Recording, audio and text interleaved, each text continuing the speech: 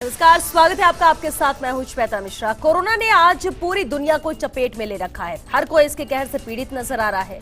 Corona की दूसरी लहर तो मानो जानलेवा बनकर सामने आई। ऐसे में हर किसी के मन में सवाल उठ रहे हैं कि कैसे कोरोना से बचा जाए, या फिर मन में कई तरह की शंकाएं भी उठ रही हैं। लेकिन ध्यान रखें, डॉक्टर्स की सलाह के बिना कोई काम ना करें। अब ऐसे में जब बाहर भी ना जाना है और डॉक्टर से कंसल्ट भी करना है तो क्या करें? आपकी इसी समस्या का समाधान आपके अपने चैनल फर्स्ट इंडिया ने निकाला है, जिसका नाम है डियर डॉक्टर।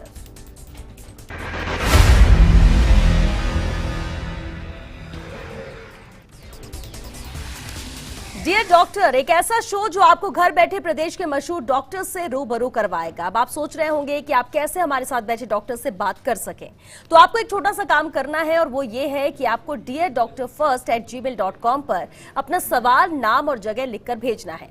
आपके हर सवाल को हम डॉक्टर से पूछेंगे ताकि आपके मन की हर शंका या सवाल का जवाब मिल सके। तो शुरू करते हैं आज का सिलसिला, और आज हमारे साथ बेहद खास मेहमान मौजूद है। आज हमारे साथ है डॉक्टर आर.के. गुप्ता, प्रोफेसर है जे.के. लोन हॉस्पिटल से। डॉक्टर गुप्ता, बहुत स्वागत है सर आपका। शुरुआत हम करते हैं क्योंकि अब बच्चों के लिए भी खतरा बताया जा रहा है, और कल से हम जिस तरह से बार बार ये खबरें पढ़ रहे हैं, सुन रहे हैं और दिखा रहे हैं कि जो थर्ड स्ट्रेन है वो बच्चों के लिए बहुत ज्यादा घातक, खतरनाक है। बच्चों की देखभाल इस कोविड काल में, इस महामारी के दौरान कैसे की जानी चाहिए? बहुत ही आपने अच्छा प्रश्न पूछा है कि एक्चुअली जो फर्स्ट फेज आई थी उसमें बच्चे हम ये मानते थे कि स्पेयर्ड हैं, बट अब जो ये सेकंड फेज है इसमें पहले से ज़्यादा बच्चे इन्वॉल्व हो रहे हैं, और जैसा कि प्रेडिक्शन है कि थर्ड फेज में हो सकता है कि बच्चे और ज़्यादा इन्वॉल्व हों। ऐसा पक्का नहीं है, किंतु ऐसा प्रेडिक्शन है। अब मैं आपको ये बताऊंगा कि बच्चों का ध्यान कैसे रखें। बड़ा सिंपल है कि आपको SMS रखना है कि social distancing, sanitisation and mask. तो अपन बच्चों में जो बीमारी लगती है वो पेरेंट्स से लगती है या केयर टेकर से लगती है, तो अपन लोग इन चीज़ों का ध्यान रखेंगे, माता पिता, दादा दादी इन चीज़ों का ध्यान रखेंगे तो बच्चे में ये बीमारी नहीं होगी। दूसरा ये है कि बच्चे को क्राउडेड स्पेस में नहीं ले जाएं। तो ये अपने को दो चीज़ों का विशेष ध्यान रखना है, सफाई का ध्यान रखना है। और जैसा कि आपको अब क्लियर है कि पहले जैसे कहते थे कि बाहर के फल नहीं खाने हैं, बाहर की सब्जी नहीं खानी, ऐसा नहीं है। बाहर के फल सब्जी इनको आप अच्छी तरह धोकर के काम ले सकते हैं, सब्जी को उबाल के काम ले सकते हैं, तो उसमें कोई दिक्कत नहीं है। बेसिकली ये जो इन्फेक्शन है वो एयरबोर्न है, और इसलिए मास्क, सैनिटाइजेशन एंड डिस्टेंसिंग, ये तीन चीज़ें बहुत जरूरी। बिल्कुल। बच्चे भी घर में किसी को भी खांसी जुकाम, जी मैडम मैं जरा सा कहना चाहता हूँ कि कोविड के लक्षणों में सिर्फ खांसी जुकाम बुखार ही नहीं है। कई बार कोविड में बुखार के साथ सिर दर्द, बुखार के साथ हाथ पैरों में दर्द, बुखार के साथ पेट में दर्द, बुखार के साथ दस्त, उल्टी होना, ये भी कोविड के लक्षण हो सकते हैं। तो इस समय जो ICMR की एडवाइजरी आई है उसमें भी बड़ा क्लियर है कि किसी भी बुखार में जिसमें खांसी हो या जुकाम हो या सिर दर्द हो या हाथ पैरों में दर्द हो या पेट में दर्द हो, तो उसको कोविड ही मानना चाहिए जब तक कि वो प्रूव अदरवाइज नहीं हो जाए। जी बिल्कुल। डॉक्टर गुप्ता, केशव सोनी है हमारे व्यूवर, उन्होंने एक सवाल भेजा है कि उन्हें स्मेल और टेस्ट दोनों ही नहीं आ रहा है, खांसी भी हो रही है, और ये 6 से 7 दिन का वक्त बीत चुका है, तो ये तो सिम्टम कोरोना के हैं, तो टेस्ट ही कराना चाहिए। आप क्या सजेस्ट करेंगे? बिल्कुल बिल्कुल बिल्कुल। सांस, ये जो स्वाद लेने में स्वाद का खो जाना, गंध का खो जाना, ये कोरोना के बहुत महत्वपूर्ण लक्षण हैं। यदि इस सिचुएशन में गंध जा रही है या स्वाद जा रहा है तो वो कोरोना ही है। यद्यपि कुछ अन्य वायरल बीमारियों में भी ऐसा हो सकता है, तो इसमें इनको तुरंत RT-PCR कराना चाहिए। ये RT-PCR टेस्ट सभी सरकारी अस्पतालों में, SMS मेडिकल कॉलेज में निःशुल्क उपलब्ध है, और बहुत सारे प्राइवेट सेंटर हैं जहाँ की ये नॉमिनल 350 रुपये में उपलब्ध है। जी। मनोज कुमार है जो खुद कोरोना पॉजिटिव है, उन्होंने कहा पिछले 5 दिन से उनका बुखार आ रहा था, वो तो खत्म हो गया है, लेकिन खांसी बहुत ज्यादा आ रही है। कोविड पॉजिटिव है, पूरे प्रोटोकॉल की पालना कर रहे हैं, लेकिन इसके अलावा भी क्या कोई टेस्ट इनके लिए जरूरी है? ये बहुत ही इम्पोर्टेंट बात है कि यदि कोरोना के पेशेंट में 5वें दिन के बाद भी बुखार रहता है, या उसको सांस लेने में दिक्कत आती है, या उसका सैचुरेशन, ऑक्सीजन सैचुरेशन जो अपन पल्स ऑक्सीमीटर से लेते हैं वो 94 से कम आ रहा है, तो इन तीनों स्थितियों में उनको तुरंत चिकित्सक से संपर्क करना चाहिए और उसके बाद में हो सकता है कि कुछ टेस्ट कराने पड़े और सीटी स्कैन भी कराना पड़े। बिल्कुल बिल्कुल डॉक्टर गुप्ता, योगेश जयपुर से जिनका सवाल ये है कि देखिए अभी मौसम ऐसा है कि नॉर्मल भी सर्दी जुकाम होता है, नॉर्मल बुखार भी हो जाता है, लेकिन क्योंकि ये सभी सिम्टम्स कोविड को लेकर है, अब हल्का जुकाम उन्हें बना रहता है, बाकी कोई दिक्कत नहीं है, ना फीवर है ना कोई दूसरे सिम्टम्स हैं, क्या ऐसे में भी उनको कोविड टेस्ट कराना चाहिए? ये भी बहुत इम्पोर्टेंट चीज़ है। वैसे तो कोविड में यूजली भले एक दिन के लिए हो बुखार मोस्ट ऑफ द टाइम होता है, किंतु कुछ पेशेंट ऐसे हुए जिनमें बुखार बिल्कुल भी पता नहीं चलता है और कई बार जो अपन जुकाम की दवा लेते हैं उसमें पैरासीटामोल होता है तो उसके कारण हमें बुखार का पता नहीं चल पाता है। तो ऐसी कंडीशन में अपने को इट्स ऑलवेज बेटर कि अपन कोरोना मानते हुए आइसोलेट हो जाए और यदि 2-3 दिन के बाद भी जुकाम रहता है तो टेस्ट करें। बिल्कुल, 2-3 दिन बाद भी अगर बना रहता है ऐसे तो टेस्ट कराना उतना महत्वपूर्ण नहीं है जी। Test madam I mean to say कि टेस्ट कराना इतना जरूरी नहीं है जितना कि ये जरूरी है कि कोरोना के लक्षण आते ही अपन आइसोलेट हो जाए, जी, सेल्फ आइसोलेशन कर लें और अपने परिवारजनों से मित्रजनों से उनसे दूर रहें, जिससे कि यदि वो संक्रमण है तो औरों को नहीं फैले, संक्रमित ना करे। बिल्कुल बिल्कुल। आशीष शर्मा है खातीपुरा से, जिनका सवाल ये है कि उनका अपने बेटे के लिए वो जानना चाहते हैं कि उसे भूख कम लग रही है, कुछ खाना पीना भी उसे अच्छा नहीं लग रहा है, खांसी बुखार जैसा हालांकि कुछ है नहीं, लेकिन फिर भी क्या कहीं डरने की बात है इस कोविड के मद्देनजर? यदि बुखार नहीं है, खांसी नहीं है, जुकाम नहीं है, मैंने जैसे आपको लक्षण बताए, जी, बुखार के साथ में खांसी, जुकाम, पेट में दर्द, उल्टी, हाथ पैरों में दर्द और मांसपेशियों में दर्द, सिर दर्द, ये लक्षण है कोविड के। यदि ऐसा कुछ भी नहीं है, सिर्फ भूख कम लग रही है, तो ये इसके कारण कई और भी हो सकते हैं। और वर्तमान में क्या हो रहा है कि चूंकि लॉकडाउन के कारण बच्चों में भूख की कमी, चिड़चिड़ापन बड़ा कॉमन हो रहा है, इसको हम साइकोलॉजिकल प्रॉब्लम्स ऑफ कोविड कहते हैं। तो कोरोना के कारण जो टीवी पे न्यूज आती है, जो अपन देखते हैं कि घर वालों को बीमारी हो रही है, अपन घर से बाहर नहीं जा पा रहे हैं, बच्चे स्कूल नहीं जा पा रहे हैं, तो उससे साइको सोशल प्रॉब्लम्स हो रही हैं, बच्चों में एंजाइटी बढ़ रही है, डिप्रेशन बढ़ रहा है, भूख कम लग रही है, there are so many issues. बिल्कुल। अर्चित सिंह है डॉक्टर गुप्ता, जिनका सवाल है कि उन्हें अभी कोविड हुआ, कोविड होने के बाद वो पूरा मेडिसिन वगैरह ले रहे हैं और इंतजार है उन्हें कोविड नेगेटिव रिपोर्ट आने का, लेकिन उनका सवाल ये है कि ठीक होने के कितने दिन बाद वो वैक्सीन लगवा सकते हैं? उनकी उम्र अभी 29 साल है। इसमें दो बहुत महत्वपूर्ण बातें हैं कि पहली चीज, पॉजिटिव कोई आदमी आ गया है तो उसको नेगेटिव टेस्ट की जरूरत नहीं है। यदि पॉजिटिव आने के बाद में आपका फीवर खत्म हो गया है और उसके बाद 10 दिन हो गए हैं पूरे, तो फिर आपको किसी नेगेटिव टेस्ट की जरूरत नहीं है। 10 दिन के बाद हम ये मानते हैं कि आपकी बीमारी ऑलमोस्ट ख़त्म हो गई है।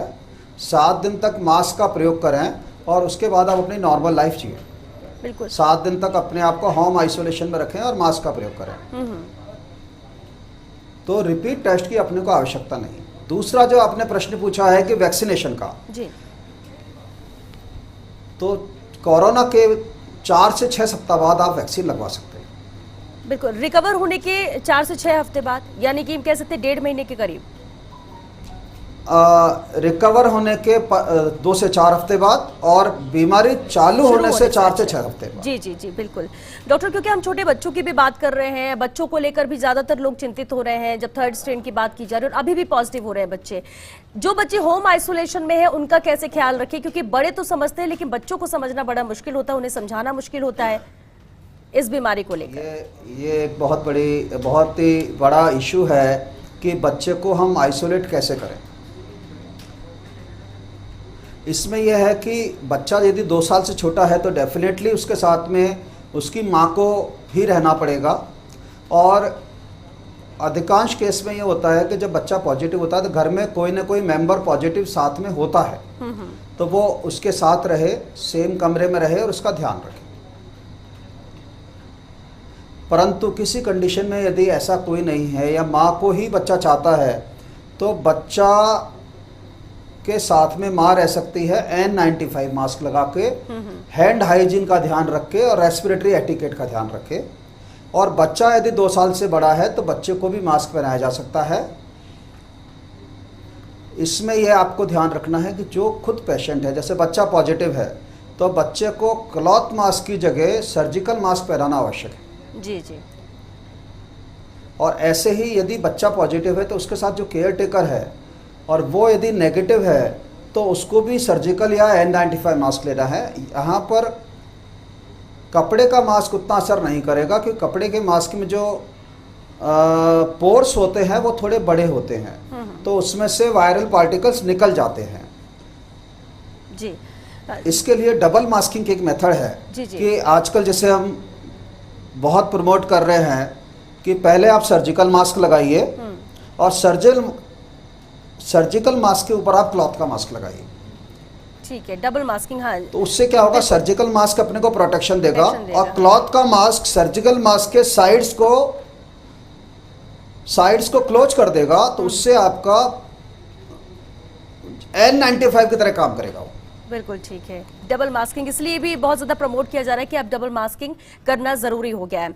लेकिन डॉक्टर गुप्ता, अजय शर्मा है जयपुर से, उनका सवाल ये, वो अपनी वाइफ के लिए जानना चाहते हैं कि उनका 1 साल का बच्चा है जो कि अभी फीड करता है, ऐसे में क्या उनकी वाइफ को वैक्सीन वो लगवा सकती है? किसी तरह की कोई दिक्कत तो नहीं? गवर्नमेंट ऑफ इंडिया की जो गाइडलाइन है उसमें तो बड़ा ये लिख रखा है कि चूंकि स्टडीज कम है इसलिए लैक्टेटिंग मदर को और प्रेग्नेंट मदर को अभी इंजेक्शन एडवाइजेबल नहीं है जी। किंतु अभी पिछले 2 महीने में कई स्टडीज आई हैं, उसमें ऐसा पाया गया है कि माँ को, लैक्टेटिंग मदर को यदि वैक्सीन दिया जाता है तो बेबी को कोई नुकसान नहीं होता है और न ही मदर को नुकसान होता है।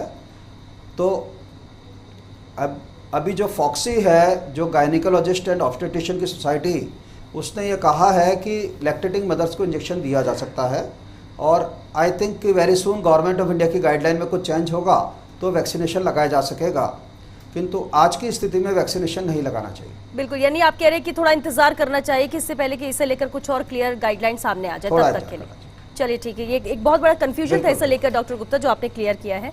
बिल्कुल, इसके अलावा भी एक, अगर कोई महिला है, न्यूबॉर्न बेबी है, उसको वो फीड भी करा रही है और वो खुद पॉजिटिव हो जाती है, क्या उस बच्चे को भी नुकसान है इससे? देखिए, यदि माँ पॉजिटिव है और बच्चे को वो अपनी गोदी में रखती है तो चांस तो है ही कि बच्चे को नुकसान होगा और वो कोविड पॉजिटिव हो सकता है। बट माँ का जो दूध पिलाना है और माँ की जो केयर है वो भी बहुत जरूरी है जी। तो जब हम इन दोनों चीज़ों को वे करते हैं तो हम ये पाते हैं कि माँ का दूध पिलाना और मदर की केयर करना ज़्यादा इम्पोर्टेंट है रदर देन माँ की जगह उसको दूर रख करके ऊपर का दूध पिलाना। जी जी, ठीक है। सो आई वुड सजेस्ट कि माँ एक सर्जिकल मास्क पहने और फिर बच्चे को अपना दूध पिलाए, हैंड हाइजीन का ध्यान रखते हुए, तो बच्चे को भी फायदा रहेगा और माँ को भी फायदा रहेगा। बिल्कुल।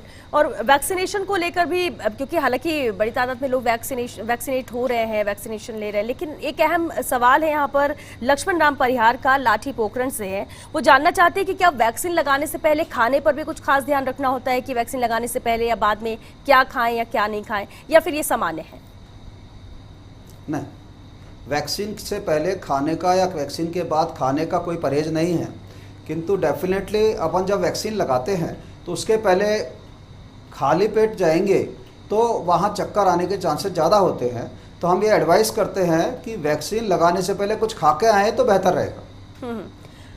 बिल्कुल। और डॉक्टर बाकी ये वैक्सीन बहुत सेफ है जी।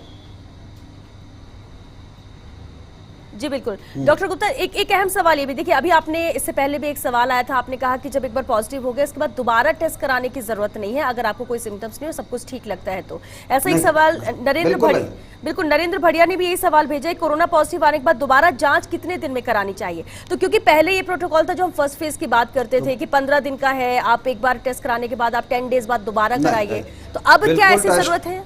दोबारा टेस्ट नहीं कराना है, नहीं, बिल्कुल पॉजिटिव आने के बाद नेगेटिव के लिए टेस्ट नहीं कराना है। 10 से 14 दिन का आइसोलेशन है, उसके बाद में आप मास्क पहन के अपने सारे काम कर सकते हैं, अपनी ऑफिस ड्यूटी ज्वाइन कर सकते हैं, अपने परिवारजनों से मिल सकते हैं, परंतु जो 3 चीज़ें हैं, सोशल डिस्टेंसिंग, मास्किंग और सैनिटाइजेशन, उनका आपको ध्यान हमेशा रखना है। बिल्कुल। और ओजस अग्रवाल हैं जिनका सवाल ये है कि देखिए हमें सिम्टम्स पहले से होते हैं लेकिन कुछ समझ नहीं आता, इसके बाद जब आप टेस्ट कराते हो, टेस्ट की रिपोर्ट आती है, ये जानना ये चाहते हैं कि हमें कैसे पता चलेगा कि हम टेस्ट जब हमने करा उससे कितने दिन पहले से हम संक्रमित हो चुके हैं। जब अपने सिम्टम्स आते हैं हम ये मानते हैं कि उससे 4-5 दिन पहले संक्रमण हुआ होगा, बट सिम्टम आने से पहले तो टेस्ट नहीं हो सकते। जो इसके सिम्टम मैंने बताए जी। कि बुखार के साथ खांसी, जुकाम, पेट दर्द, सिर दर्द, हाथ पैरों में दर्द, ऐसे लक्षण आपको लगते हैं तो आप टेस्ट कराइए। और टेस्ट नहीं कराना चाहें, आपको लगता है कि एक ऐसे ही साधारण खांसी जुकाम है, तो अपने आप को आइसोलेट ज़रूर करें। अपने परिजनों को, अपने इष्टजनों को, अपने प्रियजनों को आप और इन्फेक्ट नहीं करें कि कोरोना में बहुत वेरिएशन है। किसी में बिल्कुल कम बुखार होता है, किसी में बहुत तेज बुखार होता है। अधिकांश पेशेंट अपने आप ठीक हो जाते हैं, कुछ पेशेंट्स को भर्ती करना पड़ता है, कुछ पेशेंट्स को वेंटिलेटर की ज़रूरत पड़ती है। सो अभी अपन ये नहीं कह सकते कि इसको कोरोना का यही लक्षण फिक्स्ड है। जी जी बिल्कुल। और बीएस रत्न कई ऐसे भी पेशेंट जिनको सिर्फ 2 घंटे जुकाम, जी डॉक्टर, पर वो कोरोना उनका पॉजिटिव निकला। So you can't say. बिल्कुल, इसकी कोई टाइम लिमिटेशन नहीं, बाउंडेशन नहीं कि आपका 2 दिन बाद ही होगा, 5 दिन बाद ही होगा, लेकिन आप ये कह रहे हैं कि जब भी सिम्टम आए, सिम्टम आने के तुरंत बाद आप टेस्ट करा लीजिए और उसके बाद दोबारा टेस्ट की जरूरत नहीं, नेगेटिव होने के लिए प्रॉपर इसके प्रोटोकॉल, दवाइयाँ और जो भी पालना करनी है नियम की वो करनी चाहिए, जैसे कि आपने कहा अभी। डॉक्टर बीएस रत्नो हमारे साथ सीकर से हैं। सीकर से उन्होंने अपना सवाल भेजा है कि वैक्सीनेशन को लेकर बहुत ज्यादा प्रमोट भी किया जा रहा है और कहा भी जा रहा है कि वैक्सीन लगने के बाद चांसेस बहुत कम हो जाते हैं आप पॉजिटिव हों। ऐसा नहीं कि बिल्कुल नहीं होंगे, लेकिन होते हैं बहुत कम और वो भी माइल्ड। उनका सवाल ये है कि फर्स्ट डोज लगने के बाद कोरोना से कितने % हम सुरक्षित हो जाते हैं सिर्फ फर्स्ट डोज में? देखिए, ये जो स्टडीज हैं उसके हिसाब से फर्स्ट डोज लगने के 15 दिन बाद करीबन 60% से 70% तक अपने को प्रोटेक्शन मिल जाता है जी। और सेकंड डोज लगने के 15 दिन बाद करीबन 80 से 90% तक अपने को प्रोटेक्शन मिल जाता है। जी बिल्कुल। और बच्चों तो को पहली डोज बहुत जरूरी है। और पर यह ध्यान रखें कि वैक्सीन की डोज लगने का मतलब यह नहीं है कि अब आपको मास्क लगाने की जरूरत नहीं है, क्योंकि ये वैक्सीन 100% इफेक्टिव नहीं है। सेकंड, इन्फेक्शन को ये उतना नहीं रोकता जितना ये सीवियर इन्फेक्शन को रोकता है। जी जी। ये पाया गया है कि वैक्सीनेटेड पेशेंट में जो लंग्स का इन्फेक्शन है वो बहुत कम होता है, फेफड़ों का संक्रमण बहुत कम होता है, उनको वेंटिलेटर की जरूरत बहुत कम पड़ती है। बिल्कुल। और क्योंकि वैक्सीन को लेकर हम बातचीत भी कर रहे हैं और एक डाउट है जो क्लियर करना चाहते हैं सोनू बर्मन। उनका कहना है कि जो हम खबरों में देखते हैं और कई बार ऐसी खबरें आती हैं कि वैक्सीनेशन के बाद यानी वैक्सीन लगवाने के बाद मौत हो गई, तो क्या वैक्सीन ही उसकी वजह होती है? और इसलिए कि कई लोगों के जहन में डर है कि कहीं वैक्सीन लगाने के बाद कुछ हो ना जाए। जी। इंडिया में अब तक 16 करोड़ वैक्सीन लग चुके हैं, ठीक है साहब। तो इसमें कुछ ऐसे इंसिडेंट्स हुए हैं जिनमें किसी पेशेंट की डेथ हो गई है, किंतु हम उसको लिंक नहीं कर सकते क्योंकि 16 करोड़ में रूटीन में भी अपन देखें तो प्रतिदिन कुछ ना कुछ मॉर्टलिटी होती है। तो वी आर नॉट श्योर कि वैक्सीन से हुई है या बिना वैक्सीन के हुई है। जी। दूसरा, जितने भी वैक्सीन बच्चों में भी काम आते हैं उन सब में भी मॉर्टलिटी कुछ ना कुछ होती है, क्योंकि किसी न किसी पेशेंट में जेनेटिक स्ट्रक्चर कारण किसी वैक्सीन का साइड इफेक्ट हो सकता है। परंतु ये जो वैक्सीन है कोरोना का, ये किसी भी अन्य वैक्सीन के बराबर ही सेफ है, बल्कि उनसे ज़्यादा सेफ है। जी जी बिल्कुल। और जैसे अपन मिजल्स का वैक्सीन लगाते हैं, MMR का लगाते हैं, DPT का लगाते हैं बच्चों में, उनसे ज़्यादा सेफ है ये वैक्सीन। बिल्कुल। और बच्चों को लेकर देखिए पेरेंट्स को, घर में परिवार के सदस्यों को ज़्यादा उसको लेकर चिंतित अब रहने लगे हैं, क्योंकि अब बच्चों पर भी ये पॉजिटिव हो रहे हैं बच्चे। हालांकि अभी जो देखने मिलता है एसिम्प्टोमेटिक होते हैं, बहुत ही माइल्ड होता है, लेकिन डॉक्टर बच्चों की इम्यूनिटी भी वीक होती है। कैसे इम्यूनिटी स्ट्रॉन्ग करें, क्या उनको खिलाना पिलाना चाहिए, कैसे उनकी देखभाल करनी चाहिए, ताकि क्योंकि अब रूटीन भी टूट चुका है, स्कूल नहीं जाना, घर से बाहर बच्चे नहीं निकलते हैं, क्या करना चाहिए, क्या सजेस्ट करेंगे आप? इसमें मैं आपको जो सबसे महत्वपूर्ण चीज़ है भोजन, उसका जो न्यूट्रिशन है, it should be good nutrition with the fruits and vegetables. जी। स्पेशली जो ये संतरा है, एप्पल है, टमाटर है, दे आर वेरी गुड। दूसरा है फिजिकल एक्टिविटी। बच्चे में फिजिकल एक्टिविटी बहुत ज़रूरी है। तो घर में उसको बैठे नहीं रहने दें, स्क्रीन पे ही नहीं रहने दें, उसके साथ घर में मूवमेंट करे, घर का काम करे। अब माँ बाप उसके साथ खेलें, लुका छिपी खेलें। तीसरा है उसको नींद पूरी मिले, कि बच्चे को टाइम से सोए, टाइम से उठे। और यदि बच्चा 2-3 साल से बड़ा है तो उसको हम योगा करा सकते हैं, रिलैक्सेशन एक्सरसाइज करा सकते हैं, अंताक्षरी खेल सकते हैं, उसके साथ जोक सुन सकते हैं। सो बच्चा रिलैक्स्ड रहे। तो बच्चा रिलैक्स्ड रहेगा तो उसकी इम्यूनिटी बढ़ेगी। टेंशन से इम्यूनिटी कम होती है। बिल्कुल, लेकिन अगर ये तो उन बच्चों की बात हुई डॉक्टर जो कि स्वस्थ हैं, सामान्य हैं, लेकिन ऐसे बच्चे जो पहले किसी बीमारी से ग्रसित है, हार्ट के पेशेंट हो सकते हैं किडनी लीवर की कोई दिक्कतें उनको हो, या फिर वो कुपोषित हो, ऐसे बच्चों के लिए क्या स्पेशल प्रिकॉशन या अलर्ट रहने की ज़रूरत है? ये आपने बहुत अच्छा प्रश्न पूछा है। हमारे बच्चों में यूजुअली ये बीमारी माइल्ड होती है, परंतु जिन बच्चों को हार्ट की प्रॉब्लम है या लिवर की प्रॉब्लम है या किडनी की प्रॉब्लम है या मेंटल रिटार्डेशन या सेरेब्रल पाल्सी है या जिनको किसी तरह का कैंसर है जी, इन बच्चों में, और जो बच्चों का वेट बहुत ज़्यादा है या कुपोषण है जी, इन बच्चों में बीमारी का कोरोना जो है बहुत तेज़ी से फैलता है और इन बच्चों में सीवियर कोरोना हो सकता है, उनको वेंटिलेटर की भी जरूरत पड़ सकती है। बिल्कुल। तो ये ऐसे बच्चे ज्यादा हाई रिस्क भी हो सकती है, हाई रिस्क पर रहते हैं ये बच्चे। तो इन बच्चों का आपको हाई रिस्क है, इनका विशेषकर आप ध्यान रखें। इनका जो बाहर नहीं जाने दें, घर में अपन आए तो पहले नहाए धोएं, अपने कपड़े चेंज करें, उसके बाद बच्चे के पास जाएं और हल्का सा भी अपने को डाउट होने पर उनसे दूर रहें। जी बिल्कुल बिल्कुल। डॉक्टर गुप्ता, ऐसे बच्चों में खांसी जुकाम होता है तो आप पहले दिन ही बिल्कुल एक लास्ट कमेंट आपसे चाहेंगे, पहले दिन ही डॉक्टर से संपर्क करें। बिल्कुल, क्योंकि बच्चे तो बाहर नहीं निकल रहे हैं, लेकिन घर से पेरेंट्स हैं वो बाहर निकल रहे हैं, आ जा रहे हैं, किस तरह की एहतियात बरतनी चाहिए? जैसा कि आपने कहा खान पान तो ठीक है, लेकिन इसके अलावा भी कौन सी 2 अहम चीजें हैं जो बच्चों को लेकर माँ बाप को ध्यान रखना है? माँ बाप को यही ध्यान रखना है कि बच्चों का सोशल डिस्टेंसिंग रखें। और अब माँ बाप में या कोई भी फैमिली में नया आदमी आता है जिसका हमें क्लियर नहीं है कि क्या उसको कोरोना हो सकता है या कोरोना के हल्के भी सिम्टम हैं, तो उसको बच्चे से दूर रखें। चलिए डॉक्टर आर.के. गुप्ता, बहुत शुक्रिया आपका हमारे इस शो में आने के लिए, और तमाम अहम सवाल जो दर्शक हमारे जानना चाहते थे, जो डाउट्स थे वो आपने क्लियर किया, बहुत शुक्रिया।